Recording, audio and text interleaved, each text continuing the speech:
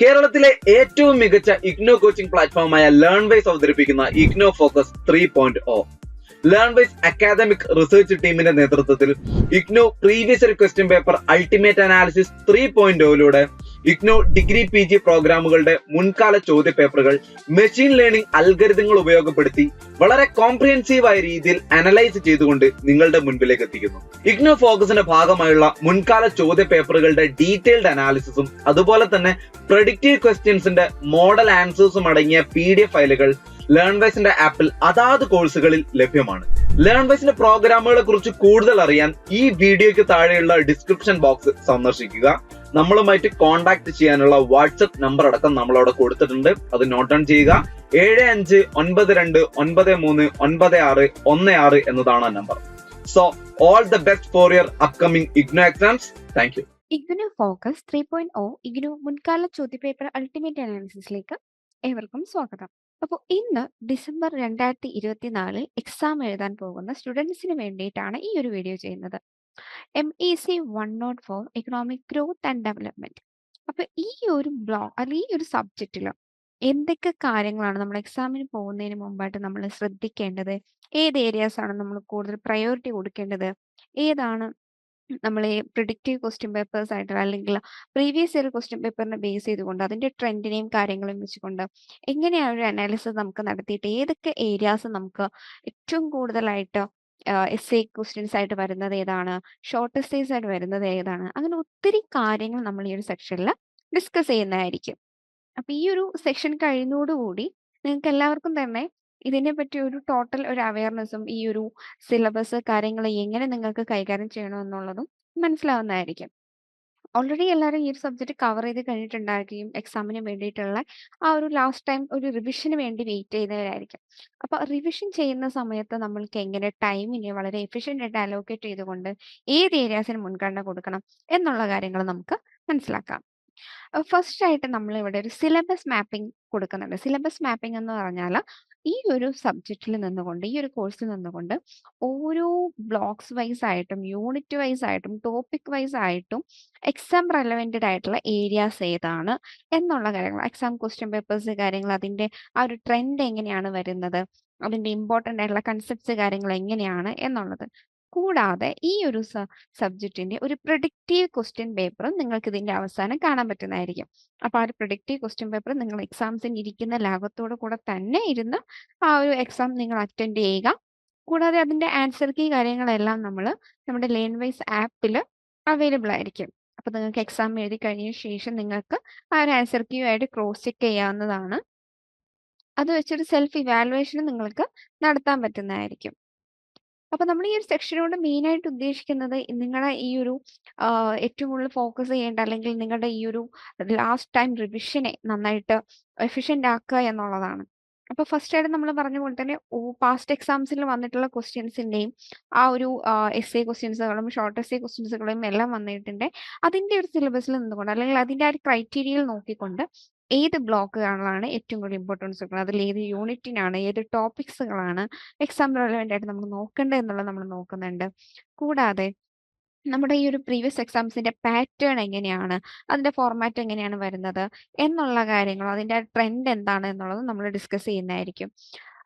അതുപോലെ ഒരു question repeated ആയിട്ട് വന്നിട്ടുള്ള ഓരോ ബ്ലോക്ക് വൈസ് ആയിട്ടും യൂണിറ്റ് വൈസ് ആയിട്ടും ടോപ്പിക് വൈസ് ആയിട്ടും എത്രമാത്രം ക്വസ്റ്റ്യൻസ് റിപ്പീറ്റഡ് ആയിട്ട് വന്നിട്ടുണ്ട്, അത് ഏത് ഏരിയ ആണ് എന്നുള്ളത് നമ്മൾ ഡിസ്കസ് ചെയ്യുന്നുണ്ടാവും. അതുപോലെ ഏതൊക്കെ ടോപ്പിക്സ് ഇനി അടുത്ത ഈ വരുന്ന ഡിസംബർ എക്സാമിന് നമുക്ക് വരാൻ സാധ്യതയുണ്ട് എന്നുള്ളതിന്റെ ഒരു പ്രൊഡിക്ഷൻ ലിസ്റ്റും നമുക്ക് കാണാൻ പറ്റുന്നതാണ്. ഏറ്റവും അവസാനമായിട്ടാണ് ഞാൻ നേരത്തെ പറഞ്ഞ നമ്മുടെ പ്രൊഡക്റ്റീവ് ആയിട്ടുള്ള ഒരു ക്വസ്റ്റ്യൻ പേപ്പർ നിങ്ങൾക്ക് ഇതിന്റെ കൂടെ ഉണ്ടായിരിക്കും. അത് ഈ പറയുന്ന പോലെ നിങ്ങൾ എക്സാംസിന് ഇരിക്കുന്ന പോലെ തന്നെ ഇരുന്ന് എക്സാംസ് അറ്റൻഡ് ചെയ്യുന്ന പോലെ തന്നെ ചെയ്യുക.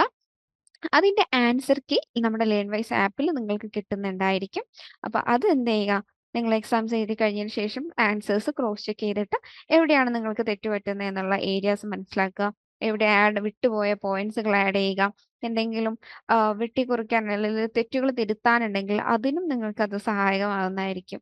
അപ്പൊ ഈ ഒരു സെക്ഷൻ എന്ന് പറയുന്നത് നിങ്ങളുടെ ഈ അവസാന നിമിഷത്തിലുള്ള നിങ്ങളുടെ ഈ ഒരു റിവിഷനെയും കാര്യങ്ങളും ഏറ്റവും കൂടുതൽ നിങ്ങളെ വളരെ കോൺഫിഡന്റ് ആയിട്ട് എക്സാംസ് എഴുതാനുള്ള ആ ഒരു രീതിയിലോട്ട് എത്തിക്കുക എന്നുള്ളതും, കൂടാതെ നിങ്ങളുടെ ഈ ഒരു ടൈം കുറഞ്ഞ സമയത്തിനുള്ളിൽ നിങ്ങൾക്ക് എങ്ങനെ എഫിഷ്യന്റ് ആയിട്ട് ടൈം അലോക്കേറ്റ് ചെയ്ത് എല്ലാ കാര്യങ്ങളും കവർ ചെയ്ത് പോവാം എന്നുള്ളതായിരിക്കും നമ്മൾ ഈ സെക്ഷൻ കൊണ്ട് നമ്മൾ ലക്ഷ്യം വെക്കുന്നതെന്ന് പറയുന്നത്.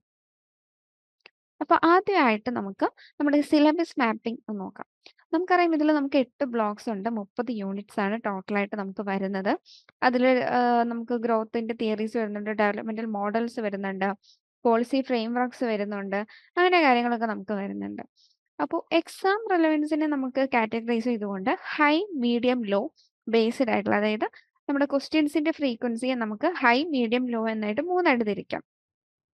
അപ്പൊ നമുക്കിവിടെ നോക്കുവാണെങ്കിൽ block 1 introduction to economic growth. അതില് നമുക്ക് ഫസ്റ്റ് യൂണിറ്റ് ആയിട്ടുള്ള economic growth concept and measurement എന്ന് പറയുന്ന യൂണിറ്റിൽ നിന്നും ആ ഒരു ടോപ്പിക്സിൽ നിന്നും 6 തവണയോളം പാസ്റ്റ് എക്സാംസിൽ നമുക്ക് റിപ്പീറ്റഡ്ലി ക്വസ്റ്റ്യൻസ് വന്നിട്ടുണ്ട്. അതുകൊണ്ട് തന്നെ ആ ഒരു ഏരിയാസിന് നമ്മൾ വളരെയധികം ഹൈ ഇമ്പോർട്ടൻസ് കൊടുക്കേണ്ട ഒരു ഏരിയ ആണ്. യൂണിറ്റ് 2 നോക്കുവാണെങ്കിൽ ഹാരോ ഡോമർ ഗ്രോത്ത് മോഡൽ അതിന് 8 തവണയോളം റിപ്പീറ്റഡ്ലി വന്നിട്ടുണ്ട്. ഒരു ഒരു ഹൈ ഇമ്പോർട്ടൻസ് തന്നെ അതിനും നമ്മൾ കൊടുക്കേണ്ടതായിട്ടുണ്ട്. മൂന്നാമത്തെ യൂണിറ്റ് ആയിട്ടുള്ള new classical growth model, the solo മോഡലൊക്കെ പറയുന്നത് അതും 7 തവണയോളം റിപ്പീറ്റഡ്ലി വന്നിട്ടുണ്ട്. ഒരു ഹൈ ഇമ്പോർട്ടൻസ് തന്നെ നമ്മൾ അതിന് കൊടുക്കേണ്ടതായിട്ടുണ്ട്. നാലാമത്തെ യൂണിറ്റ് കാംബ്രിഡ്ജ് ഗ്രോത്ത് മോഡൽ 5 തവണയോളം റിപ്പീറ്റഡ്ലി ക്വസ്റ്റ്യൻസ് വന്നിട്ടുള്ളതാണ്. അപ്പോൾ ഒരു മീഡിയം ലെവൽ ഓഫ് ഇമ്പോർട്ടൻസ് ആണ് നമ്മൾ അതിന് കൊടുക്കേണ്ടത്. അപ്പോൾ ഈ ഒരു ഹാരോ ഡോമറും സോളോ മോഡലൊക്കെ ഏറ്റവും നന്നായിട്ട് നിങ്ങൾ ഫോക്കസ് ചെയ്യേണ്ട ഒരു ഏരിയ ആണ്. അതിന്റെ ആപ്ലിക്കേഷൻസ് എന്താണ്, ലിമിറ്റേഷൻസ് എന്താണ്, അസംപ്ഷൻസ് എന്താണ്, കാരണം ഒത്തിരി തവണ അത് എന്ത് ചെയ്തിട്ടുണ്ട്, റിപ്പീറ്റഡ് ആയിട്ട് ക്വസ്റ്റ്യൻസ് ആ ഒരു ഏരിയയിൽ നിന്ന് വന്നിട്ടുണ്ട്. അതുപോലെ concept of measurement of growth അതും എന്ത് ചെയ്തിട്ടുണ്ട്, ഇങ്ങനെ ഷോർട്ട് ആൻസർ ക്വസ്റ്റ്യൻസ് ഒക്കെ ആയിട്ട് വന്നിട്ടുണ്ട് എന്നുള്ളതാണ്. ബ്ലോക്ക് 2 നോക്കുവാണെങ്കിൽ technology and productivity and growth. അതിൽ unit 5 technical change and economic growth 4 തവണയോളം റിപ്പീറ്റ്ലി വന്നിട്ടുണ്ട്. നമ്മളൊരു മീഡിയം ലെവൽ ഓഫ് ഇമ്പോർട്ടൻസ് ആണ് അതിന് കൊടുക്കേണ്ടത്. യൂണിറ്റ് 6 നിന്ന് നോക്കുമ്പോൾ ടോട്ടൽ ഫാക്ടറി പ്രൊഡക്ടിവിറ്റി 3 തവണയോളം റിപ്പീറ്റഡ്ലി വന്നിട്ടുണ്ട്. നമുക്കൊരു ലോ ലെവൽ ഓഫ് ഇമ്പോർട്ടൻസ് ആണ് നമുക്ക് അതിന് കൊടുക്കാനുള്ളത്. അത് വെച്ച് തീരെ നോക്കി പോകരുത് എന്നല്ല, നമ്മൾ എന്ത് ചെയ്യണം, അത് ടോപ്പിക് എന്താണ് എന്നുള്ളത് നമ്മളൊന്ന് കൃത്യമായിട്ട് മനസ്സിലാക്കിയിരിക്കണം. യൂണിറ്റ് 7 നിന്ന് നോക്കുമ്പോൾ ഡിസ്ട്രിബ്യൂഷൻ ആൻഡ് ഗ്രോത്ത് 5 ടൈംസ്ലി റിപ്പീറ്റഡ്ലി ആ ഒരു ഏരിയാസ് നമുക്ക് ചോദിച്ചിട്ടുണ്ട്. ഒരു മീഡിയം ലെവൽ ഓഫ് ഇമ്പോർട്ടൻസ് അതിന് കൊടുക്കേണ്ടതായിട്ടുണ്ട്. അതുപോലെ യൂണിറ്റിൽ 8 നോക്കുവാണെങ്കിൽ ഡെവലപ്മെന്റ് പ്ലാൻ മോഡൽസ് 6 തവണയോളം റിപ്പീറ്റഡ്ലി വന്നിട്ടുണ്ട്. നമുക്ക് അതുകൊണ്ട് ഒരു ഹൈ ഇമ്പോർട്ടൻസ് തന്നെ അതിന് കൊടുക്കേണ്ടതായിട്ടുണ്ട്. ഡെവലപ്മെന്റ് പ്ലാൻ മോഡൽസ് എന്ന് പറയുന്നത് അതൊരു എസ്എ ക്വസ്റ്റ്യൻസ് ആയിട്ട് നമുക്ക് വരുന്ന ഒന്നാണ്. അതുപോലെ ടെക്നിക്കൽ ചേഞ്ച് അതിന്റെ ക്ലാസിഫിക്കേഷൻസ് കാര്യങ്ങൾ അതും എന്ത് ചെയ്തിട്ടുണ്ട്, നമ്മൾ ഫോക്കസ് ചെയ്യേണ്ട ഒരു ഏരിയ തന്നെയാണ്. ബ്ലോക്ക് 3 നോക്കുവാണെങ്കിൽ extension and critic of growth model. Unit 9 നോക്കുമ്പോൾ growth models and optimising agents 6 തവണയോളം റിപ്പീറ്റ്ലി വന്നിട്ടുണ്ട്. ഒരു ഹൈ ഇമ്പോർട്ടൻസ് കൊടുക്കണം. യൂണിറ്റ് 10 നോക്കുവാണെങ്കിൽ ഗ്രോത്ത് മോഡൽസ് അണ്ടർ അൺസർട്ടനിറ്റി 3 തവണയോളമാണ് നമുക്കത് ചോദിച്ചിട്ടുള്ളത്. ഒരു ലെവൽ ഇമ്പോർട്ടൻസ് നമുക്ക് അതിന് കൊടുക്കേണ്ടതായിട്ടുണ്ട്. യൂണിറ്റ് 11 നോക്കുമ്പോൾ എൻഡോജനിയസ് ഗ്രോത്ത് മോഡൽ 7 തവണയോളം റിപ്പീറ്റ്ലി വന്നിട്ടുണ്ട്. ഒരു ഹൈ ഇമ്പോർട്ടൻസ് നമുക്ക് കൊടുക്കേണ്ടതായിട്ടുണ്ട്. യൂണിറ്റ് 12 നോക്കുമ്പോൾ എൻഡോജനിയസ് ഗ്രോത്ത് മോഡൽസ് 2 അത് 5 ടൈംസ്ലി റിപ്പീറ്റഡ്ലി വന്നിട്ടുള്ളതാണ്. നമുക്കൊരു മീഡിയം ലെവൽ ഇമ്പോർട്ടൻസ് അതിന് കൊടുക്കേണ്ടതായിട്ടുണ്ട്. യൂണിറ്റ് 30 നോക്കുമ്പോൾ current debates in economic growth 4 തവണയോളം അത് റിപ്പീറ്റഡ്ലി വന്നിട്ടുണ്ട്. സോ നമുക്കൊരു മീഡിയം ലെവൽ ഓഫ് ഇമ്പോർട്ടൻസ് ആണ് അതിന് കൊടുക്കേണ്ടത്. അപ്പോൾ ഏറ്റവും കൂടുതൽ ഇവിടെ ഹൈ ഇമ്പോർട്ടൻസ് കൊടുക്കേണ്ടത് എൻഡോജനിയസ് ഗ്രോത്ത് മോഡൽസിനും അതിന്റെ റിയൽ വേൾഡ് ആപ്ലിക്കേഷൻസിനും ആണെന്നുള്ളതാണ്. അതുപോലെ വളരെ ഫ്രീക്വന്റ്ലി വളരെ കുറഞ്ഞ ക്വസ്റ്റ്യൻസ് ഒക്കെ വന്നിട്ടുള്ള ഒരു ഏരിയസ് ആണ് അൺസർട്ടനിറ്റി ആൻഡ് ഡിബേറ്റ്സ് എന്ന് പറയുന്നത്. പക്ഷെ എന്നാലും അത് എന്താണ്, ഓരോ ടൈമിലും ആവർത്തിച്ച് വരുന്ന ക്വസ്റ്റ്യൻസ് തന്നെയാണ്. അപ്പോൾ ഒരു ഹൈ ഇമ്പോർട്ടൻസ് അല്ലെങ്കിൽ നമ്മൾ എന്ത് ചെയ്യണം, ആ ഒരു ടോപ്പിക്സ് നമ്മൾ മനസ്സിലാക്കി വെക്കണം എന്നുള്ളതാണ്. ഇനി 4ഉം 5ഉം ബ്ലോക്കിലെ കാര്യങ്ങൾ നോക്കുവാണെങ്കിൽ നാലാമത്തെ ബ്ലോക്കിൽ unit 14 development human welfare approach 5 ടൈംസിൽ റിപ്പീറ്റഡ്ലി വന്നിട്ടുണ്ട്. സോ മീഡിയം ഇമ്പോർട്ടൻസ് നമുക്ക് കൊടുക്കാം. യൂണിറ്റ് 15 നോക്കുമ്പോൾ ഡെവലപ്മെന്റ് പ്രോസസ് ആൻഡ് കോൺസിക്വൻസ് 3 തവണയോളം ഫ്രീക്വന്റ്ലി വന്നിട്ടുള്ളതാണ്. നമുക്കൊരു ലോ ലെവൽ ഇമ്പോർട്ടൻസ് ആണ് നമുക്ക് കൊടുക്കുന്നത്. യൂണിറ്റ് 16 നോക്കുമ്പോൾ labour market and labour migration 5 times repeatedly ചോദിച്ചിട്ടുണ്ട്. So medium level of importance ആണ് നമുക്ക് അതിന് കൊടുക്കാനുള്ളത്.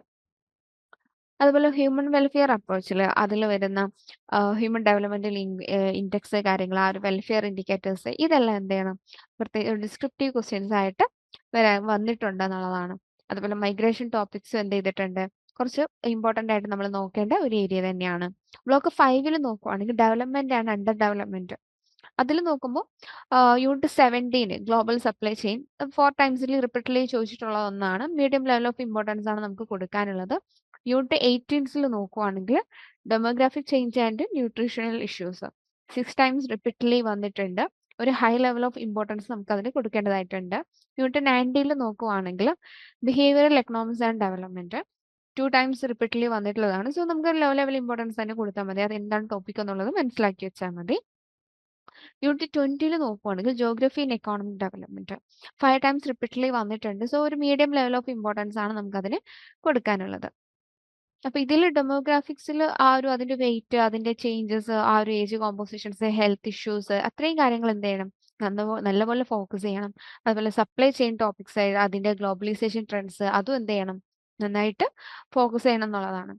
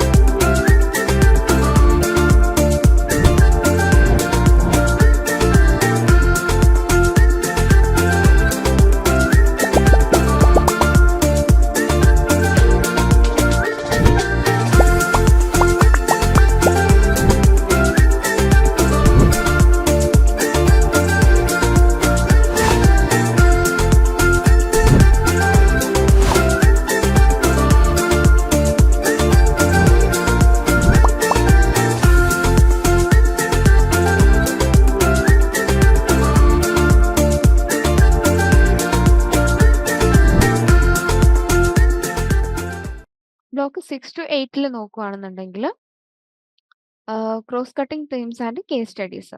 അതിൽ നോക്കുവാണെങ്കിൽ block 6 human rights and development frequently 3 times ആണ് ചോദിച്ചിട്ടുള്ളത്. ഒരു ലോ ലെവൽ ഓഫ് ഇമ്പോർട്ടൻസ് ആണ് നമുക്ക് അതിന് കൊടുക്കാനുള്ളത്. ബ്ലോക്ക് 7 നോക്കുവാണെങ്കിൽ സ്റ്റേറ്റ് മാർക്കറ്റ് ഇൻസ്റ്റിറ്റ്യൂഷൻസിൽ ഒരു 4 ടൈംസ് റിപ്പീറ്റഡ്ലി ചോദിച്ചിട്ടുണ്ട്. സോ നമുക്ക് മീഡിയം ലെവൽ ഓഫ് ഇമ്പോർട്ടൻസ് ആണ് അതിന് കൊടുക്കാനുള്ളത്.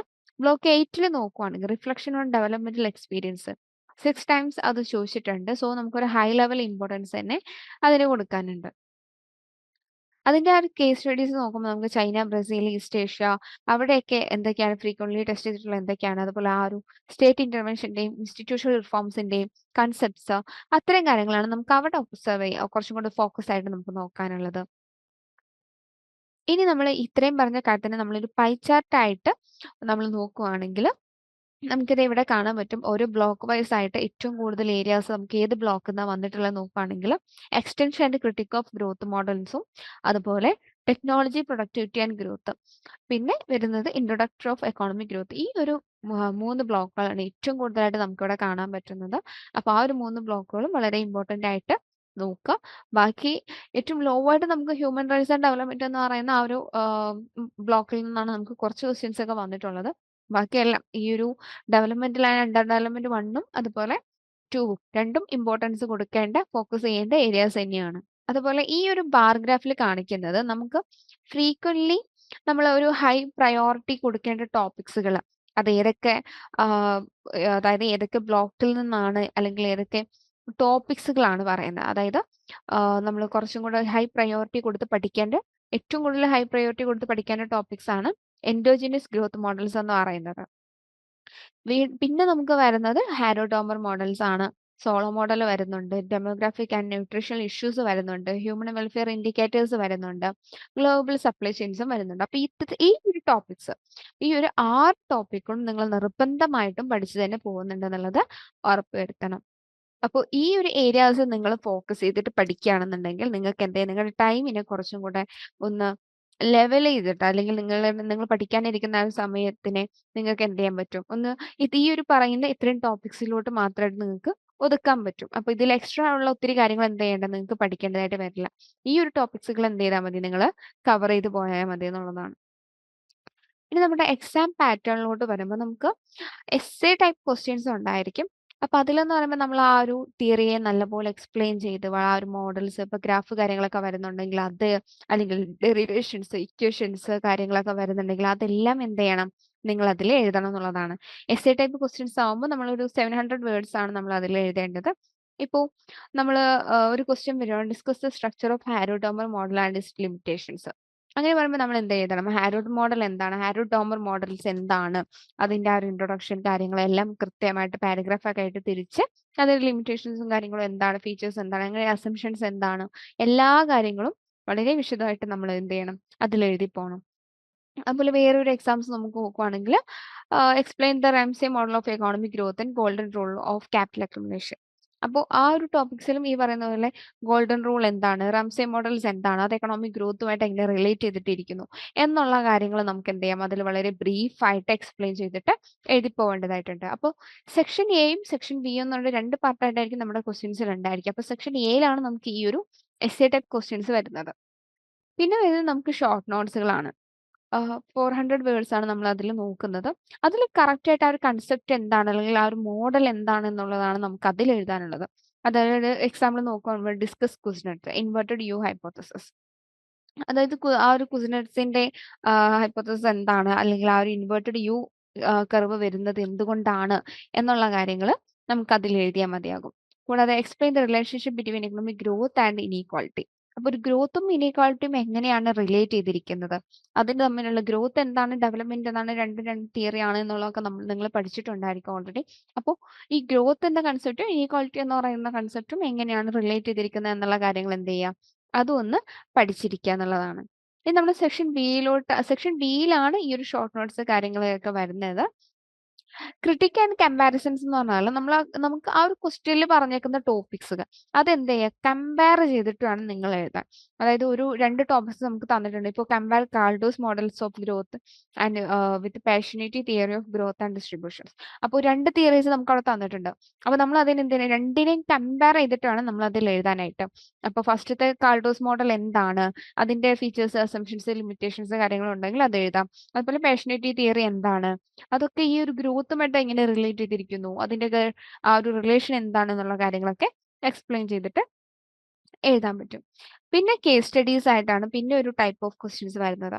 കേസ് സ്റ്റഡീസ് ആകുമ്പോൾ നമ്മളെപ്പോഴും റിയൽ വേൾഡുമായിട്ട് അതിനെ അതിനെ ക്രിട്ടിസൈസ് അല്ലെങ്കിൽ ആ റിയൽ വേൾഡ് സിനാരിയോ ആയിട്ട് ബന്ധപ്പെടുത്തിയിട്ട് വേണം നമ്മൾ അതിനെ എഴുതാനായിട്ട്. അതിപ്പോൾ നമുക്ക് എക്സാമ്പിൾ നോക്കുവാണെങ്കിൽ ക്വസ്റ്റ്യൻസ് വരുവാണ്, describe the process and components of the global global supply chain and it's implication in India.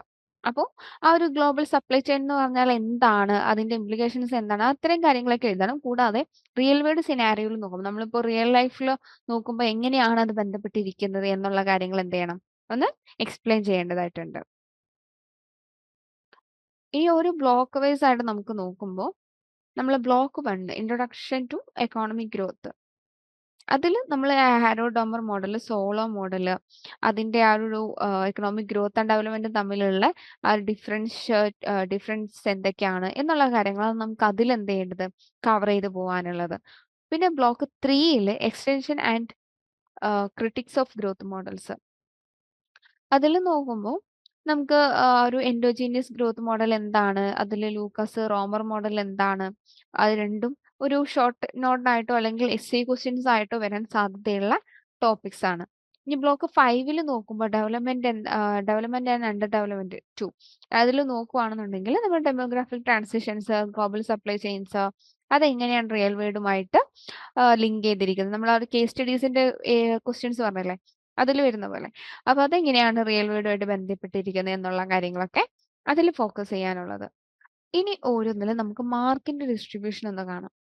അപ്പോൾ നമ്മൾ പറഞ്ഞു section A S A type questions ആണെന്ന് പറഞ്ഞു. നമുക്ക് 20 മാർക്കിന്റെ രണ്ട് എസ് എ ടൈപ്പ് ക്വസ്റ്റ്യൻസ് ആണ് ഉണ്ടായിരിക്കുക. 40% ആണ് നമുക്ക് അതിന്റെ മാർക്ക് ഡിസ്ട്രിബ്യൂഷൻസ് വരുന്നത്. അപ്പോൾ നമുക്ക് അതിൽ നോക്കുവാണെങ്കിൽ നമ്മൾ ആ ഒരു ഗ്രോത്ത് തിയറീസ്, അതായത് Harrod model, Harrod Domar, Solow, Ramsey, ഈ ഒരു തിയറീസ് എന്നൊക്കെ ആയിരിക്കും നിങ്ങൾക്ക് എസ് എ ക്വസ്റ്റ്യൻസ് വരുന്നുണ്ടായിരിക്കുക. സെക്ഷൻ ബിയിൽ ഷോർട്ട് നോട്ട്സ് ആയിട്ട് നോക്കുമ്പോൾ നമ്മൾ ഒരു 50% മാർക്ക് ഡിസ്ട്രിബ്യൂഷൻസ് വരാൻ സാധ്യതയുള്ള ഒരു ഏരിയസ് ആണ്. അതിൽ അപ്ലൈഡ് ടോപ്പിക്സ്, ഗ്ലോബലൈസേഷൻസ്, ഡെമോഗ്രാഫിക്സ്, ഇത്തരം ഏരിയാസ് ആയിട്ടായിരിക്കും അതിൽ വരുന്നുണ്ടാവുക. അപ്പോൾ ആ ഒരു ഏരിയാസ് എന്ത് ചെയ്യുക, കുറച്ചും കൂടി ഫോക്കസ് ചെയ്യാനായിട്ട് ശ്രമിക്കാം. പിന്നെ ഇത് രണ്ടും കൂടെ ക്രിട്ടിക്സും കമ്പാരിസൺ ആയിട്ട് അങ്ങനെ വരുന്ന ഒരു 10%നോടായിരിക്കും. അതായത് 5 മാർക്സിന്റെ അല്ലെങ്കിൽ 10 മാർക്സ് അങ്ങനെ വരുന്ന ക്വസ്റ്റ്യൻസുകളായിരിക്കും. അപ്പൊ അതിൽ നോക്കുമ്പോൾ ഒരു അനാലിറ്റിക്കൽ ഡെപ്സ്, അതായത് കാൾഡോസ്, പേഷനറ്റ്, അവരുടെയൊക്കെ കമ്പാരിറ്റീവ്ലി നമുക്ക് കമ്പാരിസൺ ചെയ്ത് എഴുതാൻ പറ്റുന്ന തിയറീസ് കാര്യങ്ങളൊക്കെയാണ് നമ്മൾ അവിടെ എന്ത് ചെയ്യേണ്ടത്, ഫോക്കസ് ചെയ്ത് പഠിക്കാനുള്ളത്.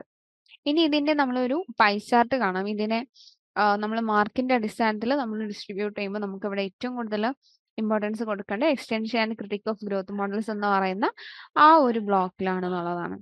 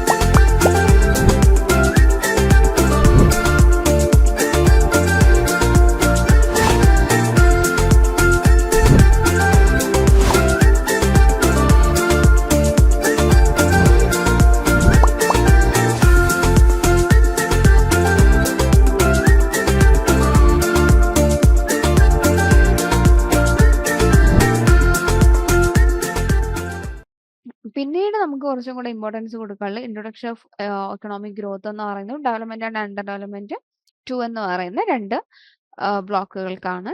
പിന്നെ ഇമ്പോർട്ടൻസ് കൊടുക്കേണ്ട വേറെ 2 ഏരിയസ് തന്നെയാണ് ഇത്, ടെക്നോളജി ആൻഡ് പ്രൊഡക്ടിവിറ്റി ആൻഡ് ഗ്രോത്തും ഡെവലപ്മെന്റ് ആൻഡ് അണ്ടർ ഡെവലപ്മെന്റ് 1 എന്ന് പറയുന്ന ഏരിയാസും. അപ്പൊ ഈ എസ് എ ടൈപ്പ് ക്വസ്റ്റ്യൻസ് ആയിട്ടും ഷോർട്ട് നോട്ട് ക്വസ്റ്റ്യൻസ് ആയിട്ടും എക്സാം സ്ട്രക്ചറിൽ എങ്ങനെയാണ് വരുന്നത് അതിന്റെ ആ ഒരു ഫ്രീക്വൻസി ലെവലുമായിട്ട് റിലേറ്റ് ചെയ്തിട്ട് കൊടുത്തിട്ടുള്ള ഒരു ബാർ ഗ്രാഫാണിത്. എസ് എ ക്വസ്റ്റ്യൻസ് ആണെങ്കിൽ ഒരു 40, ഞാൻ പറഞ്ഞ പോലെ തന്നെ നമുക്കൊരു 40% ആണ് വരുന്നതെന്ന് പറഞ്ഞു. ഷോർട്ട് നോട്ട്സുകൾ 15%ഓളം നമുക്ക് വരുന്നുണ്ടെന്ന് പറഞ്ഞിട്ടുണ്ടായിരുന്നു ആ ഒരു മാർക്കിന്റെ അടിസ്ഥാനത്തിൽ. പിന്നെ നമ്മൾ ക്രിട്ടിക്കും കമ്പാരിസണും വളരെ കുറവാണ്, കേസ് സ്റ്റഡീസും വളരെ ക്വസ്റ്റ്യൻസ് കുറവായിട്ടാണ് കാണിക്കുന്നത്. അപ്പോൾ ഏറ്റവും കൂടുതലായിട്ട് ആ ഒരു ഷോർട്ട് നോട്ട് അല്ലെങ്കിൽ ഷോർട്ടസ്റ്റ് ക്വസ്റ്റ്യൻസ് ആണ് എന്ത് ചെയ്യുന്നത്, വളരെ വലിയ രീതിയിൽ ചോദിക്കുന്നത്. ഇനി എല്ലാ ബ്ലോഗ്സും നമ്മൾ ഏറ്റവും കൂടുതൽ പ്രയോറിറ്റൈസ് ചെയ്ത് പഠിക്കേണ്ട ഏരിയ ഏതാണ്, ഹൈ ഫ്രീക്വൻസി അല്ലെങ്കിൽ ഹൈ ഇമ്പോർട്ടൻസ് കൊടുക്കേണ്ടത് ഏതാണെന്നുള്ളതാണ് നോക്കുന്നത്. അപ്പോൾ നമ്മൾ ഈ ഒരു എസ് എ ടൈപ്പ് ക്വസ്റ്റ്യൻസ് ആണെങ്കിൽ നമ്മൾ ഫസ്റ്റ് നമ്മൾ നേരത്തെ പറഞ്ഞ പോലെ Harrow, Domar, solo, Ramsay models S A type questions ആണ്. നിർബന്ധമായിട്ട് നിങ്ങളത് പഠിച്ചിട്ട് തന്നെ പോകണമെന്നുള്ളതാണ്. പിന്നെ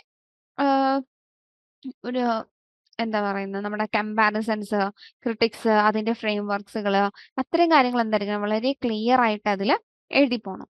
ഷോർട്ട് നോട്ടിൽ വരുവാണെന്നുണ്ടെങ്കിൽ നമ്മൾ ആ ഒരു റിയൽ വേൾഡുമായിട്ട് അതിന്റെ അപ്ലിക്കേഷൻസ് എന്താണ്, അല്ലെങ്കിൽ അതിന്റെ ഡെഫിനിഷൻ എന്താണ്, ആ കൺസെപ്റ്റ് എന്താണ്, ആ ഒരു മോഡൽ എന്താണ്, എങ്ങനെയാണ് അത് അപ്ലൈ ചെയ്യുന്നത്, ആ ഒരു ഡെമോഗ്രാഫിക് അല്ലെങ്കിൽ ഗ്ലോബൽ സപ്ലൈ ചെയിൻസ്, അത്തരം ടോപ്പിക്സ് ഒക്കെയാണ് ഈ ഒരു ഷോർട്ട് നോട്ട്സിലായിട്ട് നമുക്ക് അതിന് വേണ്ടിയിട്ട് പ്രിപ്പയർ ചെയ്യേണ്ടത്.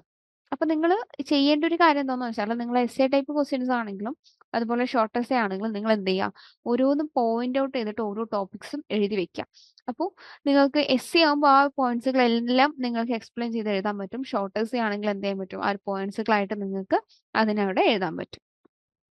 ഇനി റിപ്പീറ്റഡ്ലി ക്വസ്റ്റ്യൻസ് വന്നിട്ടുള്ളതിന്റെ അടിസ്ഥാനത്തിൽ ഓരോ ബ്ലോക്കിൽ നിന്നും യൂണിറ്റിൽ നിന്നും ഏതൊക്കെ ടോപ്പിക്സ് ആണ് റിപ്പീറ്റഡ്ലി ക്വസ്റ്റ്യൻസ് വന്നിട്ടുള്ളതാണ് നമ്മൾ നോക്കുന്നത്.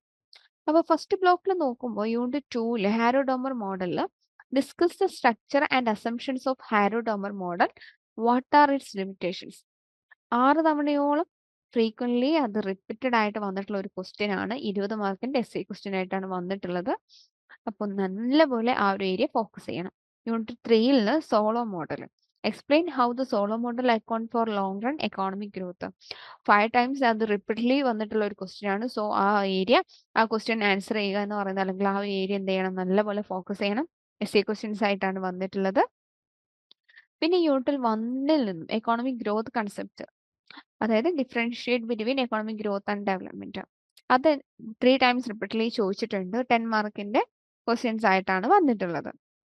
ഇനി ബ്ലോക്ക് 2 നോക്കുമ്പോൾ യൂണിറ്റ് 5ലും യൂണിറ്റ് 8 ആണ് വന്നിട്ടുള്ളത് technical change. Discuss Higgs classification of technical change, explain the features and types planning in economic development. രണ്ടും 4 to 3 ടൈംസ് റിപ്പീറ്റ്ലി വന്നിട്ടുണ്ട്. 10 മാർക്കാണ് രണ്ടിനും അലോക്കേറ്റ് ചെയ്ത് വന്നിട്ടുള്ളത്. ബ്ലോക്ക് 3ൽ നോക്കുവാണെങ്കിൽ യൂണിറ്റ് 9 റാംസി ഗ്രോത്ത് മോഡൽസ്, അതുപോലെ യൂണിറ്റ് 11 യൂണിറ്റ് 12 വന്നിട്ടുണ്ട്. റാംസി ഗ്രോത്ത് മോഡലിൽ നോക്കുമ്പോൾ analyse the Ramsay model and explain the golden rule of capital accumulation 5 times repeatedly വന്നിട്ടുണ്ട്. 20 മാർക്കിന്റെ എസ് എ ക്വസ്റ്റ്യൻ ആയിട്ടാണ് വന്നിട്ടുള്ളത്. യൂണിറ്റ് 11 നോക്കുമ്പോൾ endogenous growth model, discuss Lucas model of human capital induced growth 4 times repeatedly ചോദിച്ചിട്ടുണ്ട്. 15 മാർക്കാണ് അതിന് allocate ചെയ്ത് വന്നിട്ടുള്ളത്. യൂണിറ്റ് 12 നോക്കുമ്പോൾ Romer's model explains Romer's model of technical change and its implications of growth 3 times അത് റിപ്പീറ്റ്ലി ചോദിച്ചിട്ടുണ്ട്. 15 മാർക്കാണ് അതിന് എന്ത് ചെയ്തിട്ട് അലോക്കേറ്റ് ചെയ്ത് വന്നിട്ടുള്ളത്. ബ്ലോക്ക് 5ൽ നോക്കുമ്പോൾ ഡെവലപ്മെന്റ് ആൻഡ് അണ്ടർ ഡെവലപ്മെന്റ് 2ല്, അപ്പോൾ യൂണിറ്റ് 18നും യൂണിറ്റ് 17ലും നോക്കുമ്പോൾ topic demographic changes, explain the significance of demographic change in the age composition of the population. ആ ഒരു ക്വസ്റ്റ്യൻ 4 ടൈം റിപ്പീറ്റ്ലി വന്നിട്ടുണ്ട്. സോ ആ 15 മാർക്കിന്റെ ക്വസ്റ്റ്യൻ ആയിട്ടാണ് വന്നിട്ടുള്ളത്. ആ ഒരു ഏരിയ എന്ത് ചെയ്യണം, നല്ലപോലെ ഫോക്കസ് ചെയ്യണം. അതുപോലെ യൂണിറ്റ് 17ൽ നോക്കുമ്പോൾ global supply chain, describe the components of global supply chain and it's distinction from the global value chain 3 times repeatedly ചോദിച്ചിട്ടുണ്ട്. 10 മാർക്കിന്റെ ക്വസ്റ്റ്യൻസ് ആയിട്ടാണ് വന്നിട്ടുള്ളത്. പിന്നെ ഇതിന്റെ ഒരു പാറ്റേൺ വെച്ച് നമുക്ക് നോക്കുകയാണെന്നുണ്ടെങ്കിൽ നമ്മൾ ഏറ്റവും കൂടുതൽ ഹൈ പ്രിഫറൻസ് ആയിട്ട് നമ്മൾ കൊടുക്കേണ്ടത് ആ ഒരു Harrow Domar solo Ramsay Lucas models ഒക്കെയാണ്. എസ് എ ടൈപ്പ് ആയിട്ട് നമുക്ക് ചോദിച്ചിട്ടുണ്ട്. അപ്പോൾ അതിന്റെ ഡെമോഗ്രാഫിക് ചേഞ്ചസ്, ആ ഒരു ഗ്ലോബൽ സപ്ലൈ ചെയിൻസ്, അത്തരം ആ ഒരു ടോപ്പിക്സ് ഒക്കെ നമുക്ക് സെക്ഷൻ ബി ഷോർട്ട് നോട്ട് ഒക്കെ ആയിട്ടാണ് വന്നിട്ടുള്ളത്. അതുപോലെ ഹൈ ഇമ്പോർട്ടൻസ് ആയിട്ട് കൊടുക്കുക, ഹൈ ഫ്രീക്വൻസി ഏരിയാസ് ആയിട്ടുള്ള വളരെ പ്രയോറിറ്റൈസ് ചെയ്ത് പഠിക്കേണ്ട ഗ്രോത്ത് തിയറീസ് ആണ് ഹാരോ ഡോമറും സോളോയും റാംസി മോഡലൊക്കെ പറയുന്നത്. അതൊക്കെ എസ് എ മാർക്കിനായിട്ട് വരുന്നതാണ്. ഫോക്കസ് ചെയ്യേണ്ട ടോപ്പിക്സുകളാണ് മറ്റ് demography changes, global supply chains, technical change classifications എന്ന് പറയുന്ന ഷോർട്ട് ആൻസർ ക്വസ്റ്റ്യൻസ്. അതുപോലെ ഈ ഓരോ മോഡൽസിനും ക്രിട്ടിക്കലി ഇവാലുവേറ്റ് ചെയ്യുക. അതുപോലെ ആ ഒരു കാൾഡോസിന്റെ personality, Harrod Domar v s Solow, ഇത്തരം മോഡൽസിന്റെ ഒരു കമ്പാരിസൺസ് എന്ത് ചെയ്യാം, നിങ്ങളൊന്ന് പഠിച്ചു വെക്കേണ്ടതായിട്ടുണ്ട്. ഇനി ഓരോന്നും മാർക്ക് വൈസ് നമുക്ക് നോക്കുകയാണെങ്കിൽ ഫസ്റ്റ് ബ്ലോക്ക് നോക്കുകയാണെങ്കിൽ ഹാരോഡോമർ മോഡൽ 6 ടൈംസ് റിപ്പീറ്റ്ലി വന്നിട്ടുണ്ട്. 20 മാർക്കിന്റെ എസ് എ ക്വസ്റ്റ്യൻ ആയിട്ടാണ്. ബ്ലോക്ക് 1ൽ തന്നെ സോളോ മോഡൽ, അത് 5 ടൈംസ് റിപ്പീറ്റ്ലി ചോദിച്ചിട്ടുണ്ട്. 20 മാർക്കിന്റെ എസ് എ ക്വസ്റ്റ്യൻ ആയിട്ടാണ്. ബ്ലോക്ക് 3ൽ റാംസി മോഡലും എൻഡോജിനസ് ഗ്രോത്ത് മോഡലും 4 to 5 ടൈംസ് റിപ്പീറ്റ്ലി വന്നിട്ടുണ്ട്. 20 മാർക്കിന്റെ എസ് എ ക്വസ്റ്റ്യൻ ആയിട്ടാണ് റാംസി മോഡൽ വന്നിട്ടുള്ളത്. അതുപോലെ 15 മാർക്കിന്റെ ക്വസ്റ്റ്യൻസ് ആയിട്ടാണ് എൻഡോജിനസ് ഗ്രോത്ത് മോഡൽ വന്നിട്ടുള്ളത്. അത് ഡെമോഗ്രാഫിക് ചേഞ്ചസ് ബ്ലോക്ക് 5ൽ നോക്കുകയാണെങ്കിൽ 4 ടൈംസ് റിപ്പീറ്റ്ലി വന്നിട്ടുണ്ട്. 15 മാർക്കിന്റെ മാർക്ക് ഡിസ്ട്രിബ്യൂഷനിലാണ് അത് വന്നിട്ടുള്ളത്. ഇനി ഏതൊക്കെ ടോപ്പിക്സ് എങ്ങനെയൊക്കെ നമുക്ക് വരാൻ സാധ്യതയുണ്ട് എന്നുള്ളതിന്റെ ഒരു പ്രിഡിക്ഷൻ ലിസ്റ്റ് ആണ് കൊടുത്തേക്കുന്നത്. അപ്പോൾ ബ്ലോക്ക് 1ൽ നിന്ന് യൂണിറ്റ് 2ൽ ഹാരോഡോമർ മോഡൽ ഒരു ഹൈ ഇമ്പോർട്ടൻസ് ഉണ്ട്. മേ ബി നിങ്ങൾക്ക് ഈ ഒരു ഡിസംബറിലും എന്ത് ചെയ്യാം, അത് വരാൻ സാധ്യതയുള്ള ഒരു ക്വസ്റ്റ്യൻ ആണ്. സെക്ഷൻ എയിൽ എസ് എ ക്വസ്റ്റ്യൻസ് ആയിട്ടായിരിക്കും വരുന്നുണ്ടായിരിക്കാം. അതുപോലെ യൂണിറ്റ് 3ൽ സോളോ മോഡൽ, അത് ഈ പറയുന്ന പോലെ എസ് എ ക്വസ്റ്റ്യൻ ആയിട്ട് വരാൻ സാധ്യതയുള്ള ഒരു നമുക്ക് പ്രതീക്ഷിക്കാവുന്ന ഒരു ക്വസ്റ്റ്യൻ ആണ്. ബ്ലോക്ക് 2ൽ യൂണിറ്റ് 5ൽ നിന്നും his classification of technical change, അതൊരു മീഡിയം ഇമ്പോർട്ടൻസോടെ നമുക്ക് പഠിക്കേണ്ടതായിട്ട് തന്നെയുണ്ട്. നമുക്ക് വരാൻ സാധ്യതയുള്ള ഒരു ഏരിയ തന്നെയാണിത്. അതുപോലെ ബ്ലോക്ക് 3ൽ നിന്നും യൂണിറ്റ് 9 റാംസി ഗ്രോത്ത് മോഡൽസും, അതുപോലെ യൂണിറ്റ് 11ൽ നിന്നും Lucas model of endogenous growth. ഈ രണ്ടും എന്താണ്, വളരെയധികം ഇമ്പോർട്ടന്റ് ആയിട്ടുള്ള ഏരിയ ആണ്. നല്ലപോലെ ഫോക്കസ് ചെയ്യുക. നമുക്കത് വരാൻ സാധ്യതയുള്ള ഒരു എസ് എ ക്വസ്റ്റ്യൻ ആയിട്ടും അല്ലെങ്കിൽ ഒരു ഏറ്റവും കൂടുതൽ ഒരു വരാൻ സാധ്യതയുള്ള 2 ഏരിയാസ് ആണിത്. ബ്ലോക്ക് 5ൽ നിന്ന് നോക്കുകയാണെങ്കിൽ യൂണിറ്റ് 8ൽ ഡെമോഗ്രാഫിക് ചേഞ്ചസിനും എന്ത് ചെയ്യുന്നുണ്ട്, ഒരു ഹൈ ഇമ്പോർട്ടൻസ് ഉണ്ട്. പിന്നെ അതുപോലെ ഈ ബ്ലോക്ക് 8ൽ നോക്കുകയാണെങ്കിൽ യൂണിറ്റ് 28ൽ ഈസ്റ്റ് ഏഷ്യൻ എക്കോണമിക്സ്, അതിന് എന്തുണ്ട്, ഒരു മീഡിയം ഇമ്പോർട്ടൻസ് ആണുള്ളത്. അപ്പോൾ ആ ഒരു ഏരിയാസ് എന്ത് ചെയ്യുക, നല്ലപോലെ ഫോക്കസ് ചെയ്യുക. ഇപ്പൊ ഈ പറഞ്ഞേക്കുന്ന എല്ലാ ഏരിയാസും നല്ലപോലെ ഫോക്കസ് ചെയ്യുക. കാരണം അത് നിർബന്ധമായിട്ട് പഠിച്ചിട്ട് തന്നെ നിങ്ങൾ പോവുക. നമുക്ക് വരാൻ സാധ്യതയുള്ള ഏരിയാസുകളാണ്. നമ്മൾ ഏറ്റവും കൂടുതൽ നമ്മൾ പ്രയോറിറ്റൈസ് കൊടുക്കേണ്ട ബ്ലോക്ക് 1ഉം ബ്ലോക്ക് 5ഉം ബ്ലോക്ക് 3യിലുമാണ് വരുന്നത്. ഒരു മീഡിയം പ്രോബബിലിറ്റി നമ്മൾ കൊടുക്കേണ്ടത് ബ്ലോക്ക് 2ൽ ഹിസ് ക്ലാസിഫിക്കേഷനും ഈസ്റ്റ് ഏഷ്യൻ എക്കോണമിക് ബ്ലോക്ക് 8ൽ നിന്നുമാണ്. അതുപോലെ ലോ പ്രോബബിലിറ്റി നമ്മൾ കൊടുക്കേണ്ടത് ഈ ഒരു എന്താ ഫ്രീക്വന്റ്ലി നമുക്ക് ചോദിച്ചിട്ടുള്ള മോറൽ ഹസാർഡ്സ്, ആ ഒരു അത്തരം ടോപ്പിക്സ്, ഹിസ്റ്ററീസ്, അത്തരം ടോപ്പിക്സ് ഒക്കെ നമ്മൾ എന്ത് ചെയ്യുക, മനസ്സിലാക്കി വെക്കുക. എന്താണത് എന്നുള്ളത് ഒരു ഐഡിയ നിങ്ങൾ ഉണ്ടാക്കി വെക്കുക.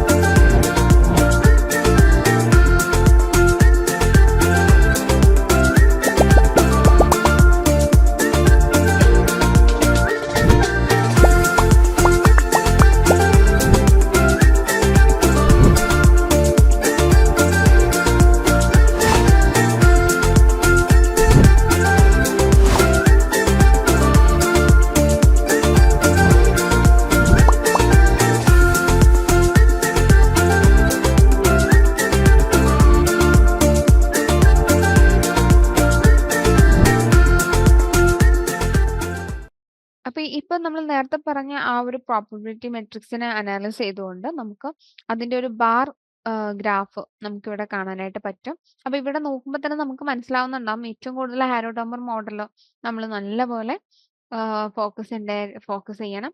സോളോ മോഡൽ ആയിക്കോട്ടെ, റാംസി ഗ്രോത്ത് മോഡൽ ആയിക്കോട്ടെ, ലോക്കസ് മോഡൽ ആയിക്കോട്ടെ, ഡെമോഗ്രാഫിക് ചേഞ്ചസ് ആയിക്കോട്ടെ, ഇതെല്ലാം നമ്മൾ വളരെ നല്ല രീതിയിൽ തന്നെ ഫോക്കസ് ചെയ്ത് പഠിക്കേണ്ട ഏരിയ ആണ്. ഇനി നമ്മളിത് ഇങ്ങനെ ഈ ഒരു നമ്മൾ ഇത്രയും പറഞ്ഞ ഈ ഒരു ഏറ്റവും കൂടുതൽ ഫോക്കസ് കൊടുക്കേണ്ട ഏരിയാസും കാര്യങ്ങളൊക്കെ നമ്മൾ പറഞ്ഞു. അപ്പൊ ഇനി അതിനെ എങ്ങനെ നമ്മൾ പ്രിപ്പയർ ചെയ്യണം എന്നുള്ളതാണ് പറയുന്നത്. അപ്പൊ ഈ ഒരു ഹാരോഡോമർ മോഡലും സോളോ മോഡലൊക്കെ നിങ്ങൾ പഠിക്കുന്ന സമയത്ത് അതിൽ പോയിന്റ്സ് ആക്കിയിട്ട് അതിന്റെ അസംഷൻസ് എന്താണ്, അതിന്റെ മാത്തമാറ്റിക്കലി വരുന്ന ഡെറിവേഷൻസ് എന്താണ്, അതിന്റെ ക്രിട്ടിക്സ് എന്താണെന്നുള്ളത് കൃത്യമായിട്ട് നിങ്ങൾ നോട്ട് ചെയ്ത് പോവുക. എല്ലാ പോയിന്റ്സും പഠിക്കുന്നുണ്ടെന്നുള്ളത് ഉറപ്പുവരുത്തുക. അതുപോലെ നമ്മുടെ അപ്ലൈഡ് ക്വസ്റ്റ്യൻസുകൾ, അതായത് ഇപ്പോൾ ലൂക്കസ് മോഡൽസിൽ വരുന്ന ചേഞ്ചസ്, അതിന്റെ ആ ഒരു കാര്യങ്ങൾ, അതായത് അതിനൊരു റിയൽ വേൾഡ് എക്സാമ്പിൾസും ആയിട്ട് കണക്ട് ചെയ്തുകൊണ്ട് അതിനെന്ത് ചെയ്യുക, ഒന്ന് പ്രാക്ടീസ് ചെയ്യുക. അല്ലെങ്കിൽ അതിനെ നിങ്ങൾ ഈ പറയുന്ന പോലെ ജസ്റ്റ് പോയിന്റ്സുകളായിട്ടോ അല്ലെങ്കിൽ നിങ്ങൾ എന്ത് ചെയ്യുക, ഒന്ന് നോട്ട് ചെയ്തിട്ട് തന്നെ പഠിക്കാനായിട്ട് ശ്രമിക്കുക. പിന്നെ നിങ്ങൾ പഠിക്കാനിരിക്കുന്ന സമയത്തിന് 3ആയിട്ട് ഡിവൈഡ് ചെയ്യാം. ഏറ്റവും കൂടുതൽ ഹൈ ഇമ്പോർട്ടൻസ് കൊടുക്കേണ്ട ഏരിയാസിന് ഒരു 60% ടൈം നിങ്ങൾ അലോക്കേറ്റ് ചെയ്യാം. അതുപോലെ 30% ഒരു മീഡിയം ഇമ്പോർട്ടൻസ് കൊടുക്കേണ്ട ടോപ്പിക്സിനും 10% ഒരു ലോ പ്രോബബിലിറ്റി കൊടുക്കുന്ന ടോപ്പിക്സിനും വേണ്ടിയിട്ട് മാറ്റിവെക്കുക. അടുത്തായിട്ട് നമുക്ക് ഞാൻ നേരത്തെ ഫസ്റ്റ്ലി പറഞ്ഞിട്ടുണ്ടായിരുന്നു, നമുക്കൊരു പ്രെഡിക്റ്റീവ് ക്വസ്റ്റ്യൻ പേപ്പർ തരുന്നുണ്ടായിരിക്കും എന്നുള്ളത്. അപ്പൊ അതാണ് നമുക്ക് ഈ ഒരു പ്രെഡിക്റ്റീവ് ക്വസ്റ്റ്യൻ പേപ്പർ നോക്കുവാണെങ്കിൽ നമുക്കറിയാം നമ്മുടെ എക്സാം 3 hours ആണുള്ളത്. മാക്സിമം 100 മാർക്കിലോട്ടാണ് നമുക്ക് വരുന്നത്. അപ്പൊ നമുക്ക് സെക്ഷൻ എ, സെക്ഷൻ ബി പറയുന്ന 2 സെക്ഷൻസ് ഉണ്ടായിരിക്കും. എസ്സേ ടൈപ്പ് ക്വസ്റ്റ്യൻസും ഷോർട്ട് ആൻസർ ക്വസ്റ്റ്യൻസും ഉണ്ടായിരിക്കും. അപ്പോൾ ഇവിടെ നിങ്ങൾ ചെയ്യേണ്ടത്, നിങ്ങൾ എക്സാംസിന് ഇരിക്കുന്ന അതേ ലാഘവത്തോടു കൂടെ ടൈം എല്ലാം സെറ്റ് ചെയ്ത് ഇതേ ഒരു എ4സോ പെന്നോ പേപ്പറോ ഒക്കെ എല്ലാം എടുത്ത് സെറ്റായിട്ട് നിങ്ങൾ ഇരിക്കുക. എക്സാം എങ്ങനെയാണോ എഴുതുന്നത് അതേ രീതിയിൽ നിങ്ങൾ എഴുതുക. എന്നിട്ട് എക്സാം കഴിഞ്ഞതിന് ശേഷം നിങ്ങൾ എന്ത് ചെയ്യുക, ഇതിന്റെ ആൻസർ കീ നമ്മുടെ ലേൺവൈസ് ആപ്പിലുണ്ട്. അപ്പൊ അതുമായിട്ടൊന്ന് ക്രോസ് ചെക്ക് ചെയ്ത് നോക്കാം. അതുമായിട്ട് ക്രോസ് ചെക്ക് ചെയ്ത് നോക്കിയിട്ട് നിങ്ങൾക്ക് എന്ത് ചെയ്യാൻ പറ്റും, ഇത് എവിടെയാണ് നിങ്ങൾക്കൊന്ന് സ്വയം ഒന്ന് സെൽഫ് ഇവാലുവേറ്റ് ചെയ്യാൻ പറ്റും. കാരണം എവിടെയാണ് നിങ്ങൾക്ക് തെറ്റ് പറ്റിയത്, അല്ലെങ്കിൽ ഏതെങ്കിലും ഏരിയാസ് എഴുതാതെ വിട്ടുപോയതുണ്ടോ, ഏതെങ്കിലും പോയിന്റ്സ് ആഡ് ചെയ്യേണ്ടതായിട്ടുണ്ടോ, ഏതെങ്കിലും ആൻസേഴ്സ് മാറിപ്പോയതുണ്ടോ, അല്ലെങ്കിൽ മറന്നു പോയിട്ടുണ്ടോ, എവിടെ കുറച്ചും കൂടെ ഇമ്പോർട്ടൻസ് കൊടുക്കണം എന്നുള്ളത് വളരെ കൃത്യമായിട്ട് നിങ്ങൾക്ക് മനസ്സിലാക്കാൻ പറ്റുന്നതായിരിക്കും. അപ്പോൾ സെക്ഷൻ എയിൽ 20 മാർക്കിന്റെ 2 ക്വസ്റ്റ്യൻസിന് നിങ്ങൾ ആൻസർ ചെയ്തിരിക്കണം. സെക്ഷൻ ബിയിൽ 10 മാർക്സിന്റെ 5 ക്വസ്റ്റ്യൻസ് നിങ്ങൾ ആൻസർ ചെയ്തിരിക്കണം. അപ്പോൾ ഏതെങ്കിലും ആദ്യത്തെ ഈ ഒരു 4 ക്വസ്റ്റ്യൻസിൽ ഏതെങ്കിലും 2 ക്വസ്റ്റ്യൻസ് നിങ്ങൾ ആൻസർ ചെയ്താൽ മതിയാകും. First question, discuss the Harrow-Domer model of economic growth, analyze its assumptions, implications, and limitations in the context of modern economic development. രണ്ടാമത്തെ question, explain the structure and working of Solow model of economic growth. How does it address the long-run economic growth of an economy? Provide examples to support your explanations. മൂന്നാമത്തെ question, examine the Ramsey model of economic growth with a focus on the golden rule of capital accumulation. How does the Casco-Koopmans model extend Ramsey's framework? നാലാമത്തെ question, discuss Lucas endogenous growth model and its emphasis on human capital compared with other endogenous growth models such as Romer model of technical changes. അപ്പോൾ ഈ ഒരു 4 questions ഒന്നും ഏതെങ്കിലും 2 answer എഴുതിയാൽ മതി. അടുത്ത section ബിയിൽ ഏതെങ്കിലും 5 ക്വസ്റ്റ്യൻസിന് എന്ത് ചെയ്യാം, ആൻസർ ചെയ്യുക. Discuss the classification of technical change as outline by Hicks. How does it influence economic growth? Evaluate the Harris-Todaro model of rural-urban migration. What are its key assumptions and how does it address the issue of urban unemployment? Explain the Kuznets inverted U hypothesis. Do you think it is still relevant today in context of inequality and economic development? എട്ടാമത്തെ question, highlight the role of demographic changes in the economic development with a special focus on Indian context. Compare and contrast the global supply chain with the global value chain. Discuss the significance of emerging economies like India. Discuss the limitations of per capita income as a measure of economic welfare. What alternative indicators could provide a better assessment? Analyze the role of planning models in economic development. Distinction between indicative and imperative planning approaches. Discuss the relationship between economic growth and democracy. How does each influence the other? അപ്പോൾ ഇതിൽ നിങ്ങൾ ഏതെങ്കിലും 5 questions നിങ്ങൾ answer ചെയ്താൽ മതിയാകും. അപ്പോൾ ഇത്രയാണുള്ളത്. നിങ്ങൾ എന്ത് ചെയ്യുക, എക്സാംസിന് ഇരിക്കുന്നത് പോലെ തന്നെ ഈ ഒരു പ്രിഡിക്റ്റീവ് ക്വസ്റ്റ്യൻ പേപ്പേഴ്സിനെ നിങ്ങൾ കാണുക, നല്ലപോലെ എക്സാംസ് എഴുതുക. Wish you all the best for your exams. Thank you. നിങ്ങൾ ഇഗ്നുവിൽ ജോയിൻ ചെയ്ത ഒരാളാണോ, അല്ലെങ്കിൽ ഇഗ്നുവിൽ ജോയിൻ ചെയ്ത് ഡിഗ്രി PG ഒക്കെ തന്നെ നേടണമെന്ന് ആഗ്രഹിക്കുന്ന ഒരാളാണോ? ആണെങ്കിൽ നിങ്ങൾക്ക് വേണ്ടിയുള്ളതാണ് ലേൺവൈസ് പ്ലാറ്റ്ഫോം. കേരളത്തിലെ ഏറ്റവും മികച്ച ഇഗ്നോ സപ്പോർട്ട് പ്ലാറ്റ്ഫോമായുള്ള ലേൺവൈസിന്റെ സഹായത്തോടു കൂടി രാജ്യത്തെ ഏറ്റവും മികച്ച, ഏറ്റവും ക്രെഡിബിൾ ആയിട്ടുള്ള ഡിസ്റ്റൻസ് എഡ്യൂക്കേഷൻ യൂണിവേഴ്സിറ്റി ആയുള്ള ഇഗ്നുവിൽ നിന്ന് ഡിഗ്രി PG MBA ഒക്കെ നേടാം. 22ഓളം വരുന്ന പ്രോഗ്രാമുകളിൽ first year, second year, third year, fourth ഇയറിന് ആവശ്യമായുള്ള കംപ്ലീറ്റ് സപ്പോർട്ട് നിങ്ങൾക്ക് ലേൺവൈസിൽ അവൈലബിൾ ആണ്. കൃത്യമായ മെന്റർഷിപ്പോടുകൂടി കോംപ്രിഹെൻസീവ് ആയ ഒരു ഡിഗ്നിഫൈഡ് ലേണിംഗ് എക്സ്പീരിയൻസ് ഉറപ്പാക്കുന്ന ലേൺവൈസിന്റെ സവിശേഷതകൾ നിങ്ങൾക്കൂടെ കാണാൻ സാധിക്കും. ലേൺവൈസിൽ നിന്ന് മുമ്പ് പഠിച്ചിറങ്ങിയവരുടെയും ഇപ്പോൾ പഠിച്ചുകൊണ്ടിരിക്കുന്നവരുടെയും എക്സ്പീരിയൻസ് അറിയുന്നതിനും കണ്ട് മനസ്സിലാക്കുന്നതിനുമായിട്ട് എത്രയും പെട്ടെന്ന് ലേൺവൈസ് യൂട്യൂബ് ചാനലിലേക്ക് പോവുക. അവിടെ നിങ്ങൾക്ക് ഒരുപാട് വീഡിയോസ് കാണാൻ സാധിക്കുന്നതാണ്. ഇനി ഒട്ടും സമയം കളയണ്ട, എത്രയും പെട്ടെന്ന് താഴെ കാണുന്ന നമ്പറിൽ ലേൺവൈസിനെ പറ്റി കൂടുതൽ അറിയുന്നതിനായി വാട്സാപ്പ് വഴിയോ കോൾ വഴിയോ നിങ്ങൾക്ക് ബന്ധപ്പെടാവുന്നതാണ്.